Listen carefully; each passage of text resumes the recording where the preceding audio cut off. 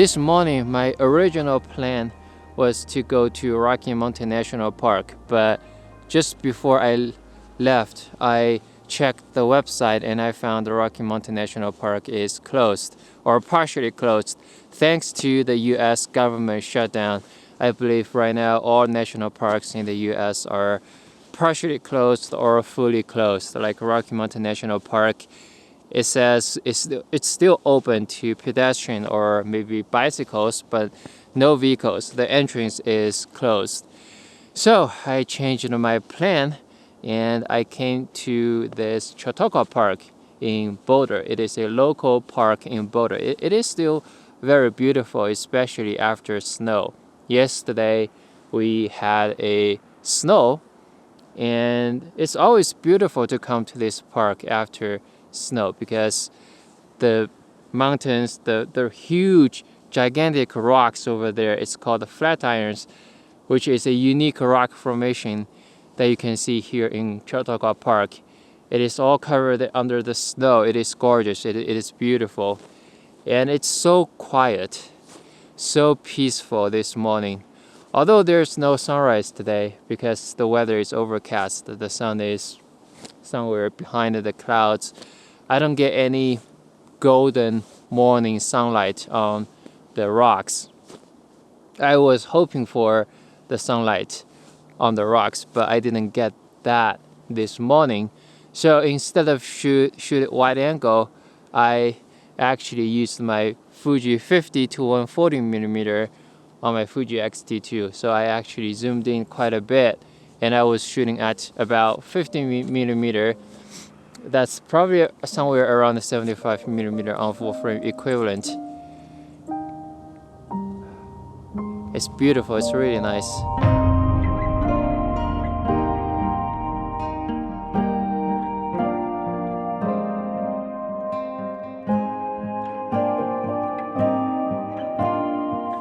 Alright, I guess it's back. My Canon EOS M50 stopped working for a little bit, but I think it comes back right now. I'm not sure if it is due to the snow or due to the temperature, because right now it's very cold. I'm not sure if Canon EOS M50 is weather sealed, maybe it's not. So maybe I shouldn't expose it to snow, because snow becomes water drops, and then maybe that's why it stopped working. I don't know. I arrived here today at 6:45 a.m. and when I arrived it was still snowing, and then it stopped snowing for a little bit, and then it started snowing again. Right now it's still snowing just a little bit. Whew. And then I'm gonna walk around and see if I can find some other compositions. I probably will switch to a wide angle lens and try to capture something wide angle. Yeah, let's go.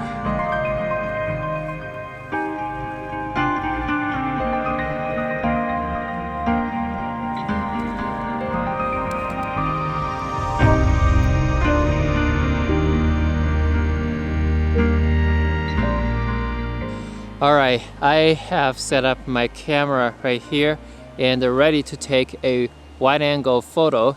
I have a rock right in front of me, and I can use that rock to be my foreground element.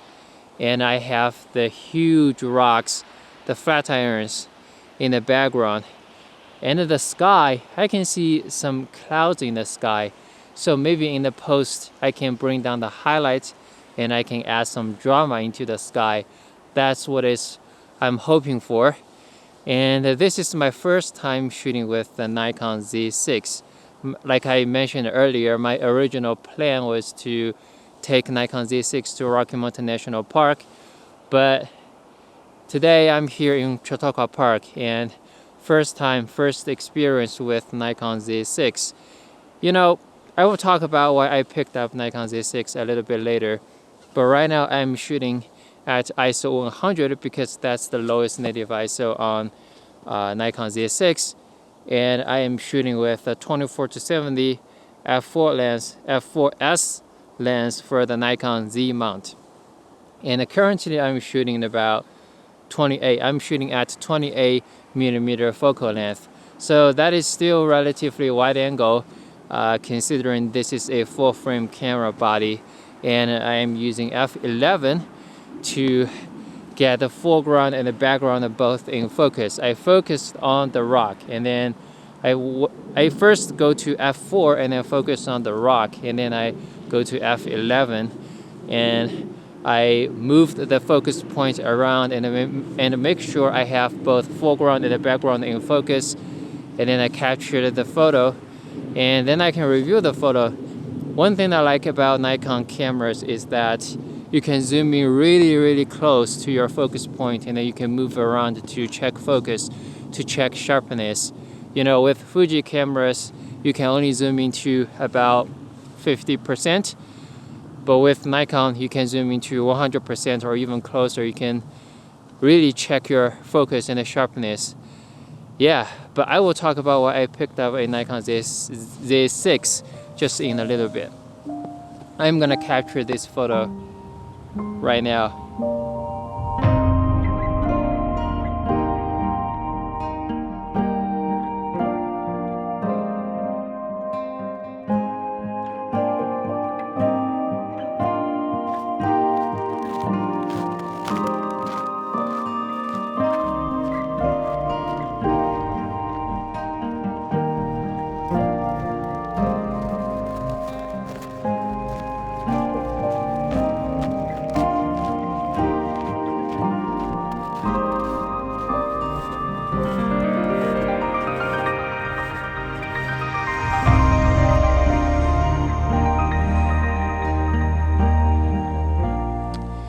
I think I just found another composition that I really like, and actually it might be my favorite composition from this morning.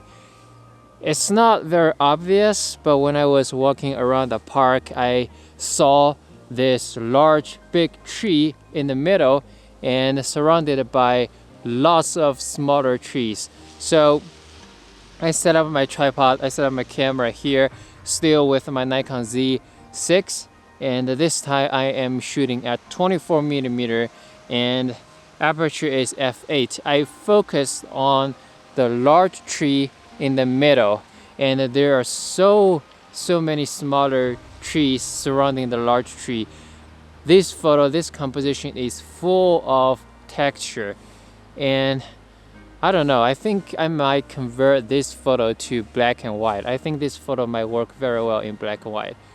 I don't know, I like this composition mostly because the texture, I guess.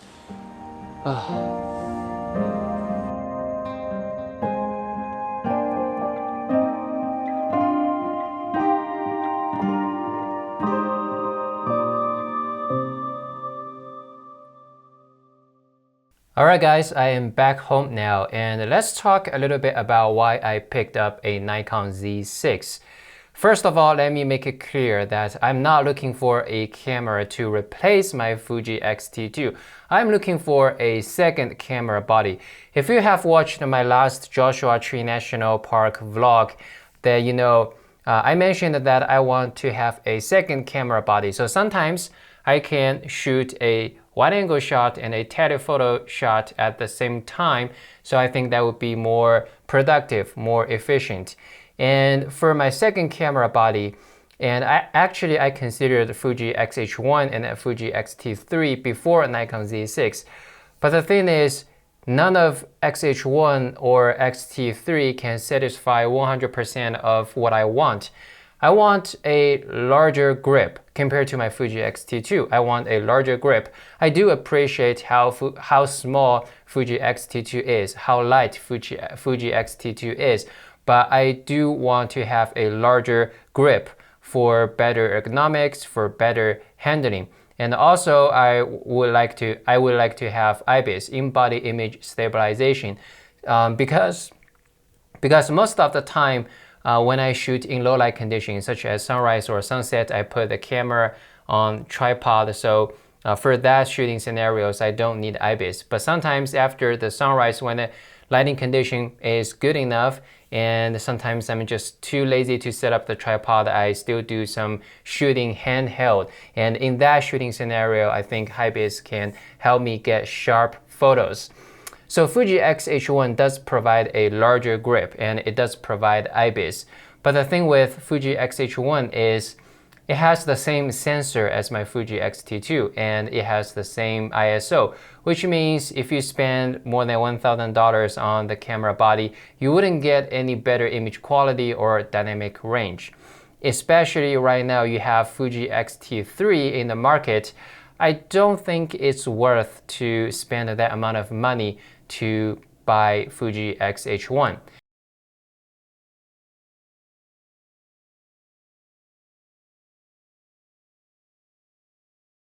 Now let's talk about Fuji X-T3. Fuji X-T3 has a new sensor, 26 megapixel X-Trans4 sensor, and it has a lower native ISO. The lowest native ISO is 160 compared to 200 on Fuji X-T3. So that's 1/3 of its stop better. 1/3 of its stop better image quality and a dynamic range when shooting at base ISO. And most of the time I do shoot at base ISO. So I think that can benefit my photos. But the thing is, Fuji X-T3 doesn't have IBIS and it also doesn't have the large grip that I want. I actually debated with myself between Fuji X-H1 and the Fuji X-T3 for quite a long time. And eventually I said, you know, let me look at somewhere else. The reason I consider the Nikon Z6 is first, I still have some full-frame lenses for Nikon F-mount, and with the new FTZ adapter, I can use those F-mount lenses on Nikon Z6. I didn't consider Canon or Sony because I didn't have any experience with them, and I don't have any lenses for those systems. So I didn't consider those, and I didn't consider Nikon Z7 because I think Nikon Z7 is too expensive for what it offers. Nikon Z6 has a large grip, Nikon Z6 has IBIS, and it has better dynamic range and image quality compared to Fuji X-T3 because it has a full frame sensor inside. Not by a lot, but just better by a little bit. I'm not saying APS-C is bad. Actually, I still think APS-C is probably good enough for maybe 99% of shooting scenarios. But if you compare full frame and APS-C side by side, then full frame is still a little bit better.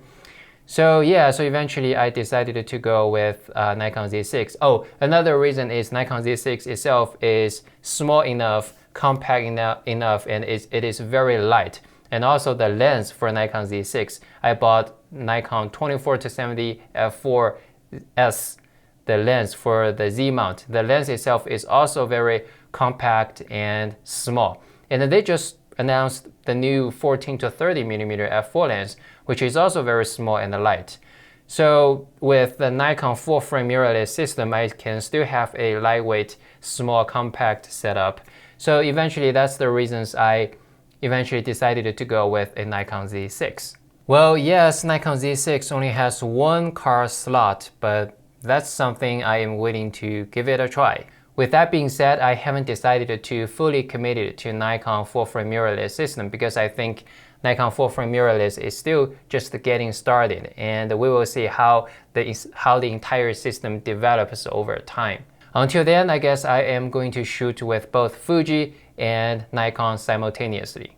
Alright guys, I hope you enjoyed this video. At least please don't unsubscribe just because I got a Nikon.